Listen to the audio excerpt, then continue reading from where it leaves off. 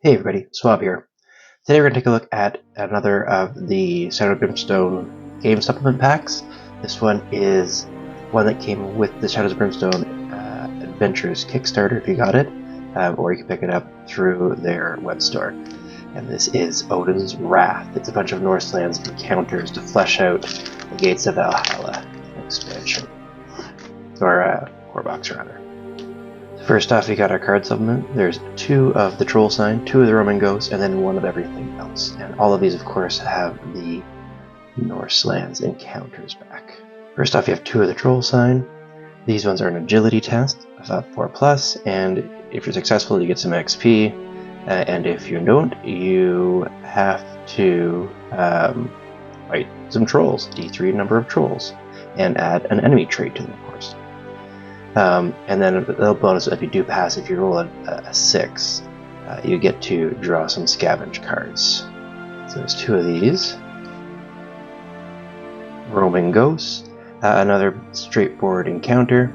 This one is a spirit test, 5+ spirit test, and if you pass, you're going to get some XP, and if you fail, you are going to take corruption hits equal to your spirit. And of course there's 2 of those. A call to arms. Hellborn marauders have been raiding throughout this region. Burned villages and dark sigils cover the land. The ravaged body of a local farmer lays here face down, a sinister rune carved into their back. Something must be done to stop these corrupted barbarians. So, fun flavor text. This one, again, it's a strength 5 test. If you're successful, you get some XP and you get a grit. And if you fail, take a corruption hit. Not a super exciting one, but again, this is super fast. It's not going to cause anything major to happen. I just like the text on that one. And Wrath of Asgard. This is a... oh, I should mention, of course, that's a group test.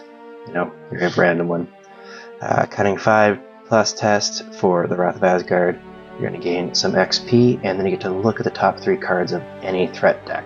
And you pick one of those, put in the top, and then you get to discard the other ones. So this one is a nice handy one to bump into. Though if you fail it, of course, you have the opposite effect, that your threat card you have to draw one level higher than normal. So risky. Fafnir's Blood. This is where you're going to find a burning pyre with a roasting heart staked on the center of the flames. And you can do a lore and a strength check of 6+. Or each 6+ you roll, you're going to get 10 XP, and you can look at the top of any of the listed decks here, and then you can put it back on top or you can get rid of it. Nice way to cycle through stuff. For every 1 that we roll, though, you're going to take 2 wounds and 1 sanity damage. Oathbreaker's Lament. Slumped against a tree, the frigid body of a Norse warrior sits in a pool of his own frozen blood. Gripped in his left hand, his battered shield is carved the list of his broken oaths and his life's misdeeds, the last regrets, recounted by a dying man.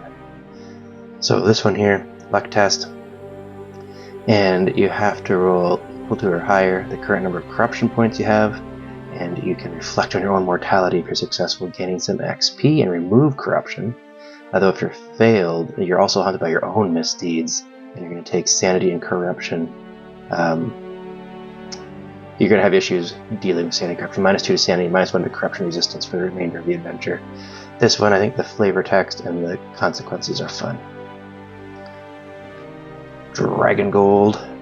This one lets you get a whole pile of XP. And if you do not, you're going to take a cursed item. So you're going to add this card as a cursed item. It's kind of cool. I really like this one if you fail. At the start of the camp stay, you're going to get D8 times $50, so up to $400 potentially. And then when you roll on the injury or madness table, though, you're -2 to the roll, which it gets risky, and you can't sell, trade, or discard the item, but it could be cured by anything that can cure a curse. So this is kind of neat. You can read this flavor text for yourself to see the why. This card is probably one of my favorite ones in here. There's one more I think I really like, but this one's a highlight.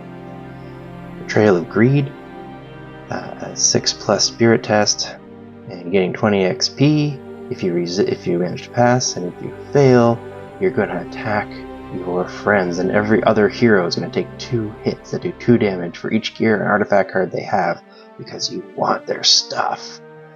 And you are going to take a corruption point as well for each of your heroes that you hurt. So this one is very damaging if you fail, but thematically a lot of fun, because you just like suddenly become so greedy. It's kind of like the One Ring calling to you, and you'll do anything to get the stuff. Tracks of the Beast.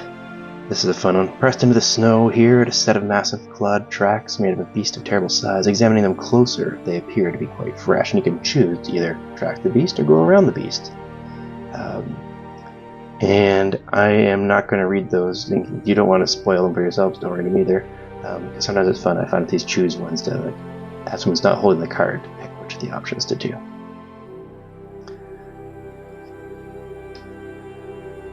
Burial Stone, gain some grit and some sanity as you remember the honor of a fallen hero to pass.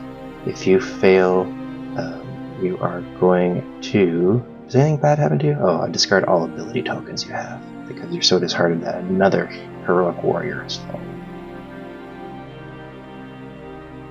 Then we have Burning Boat. You can take a look at that yourself.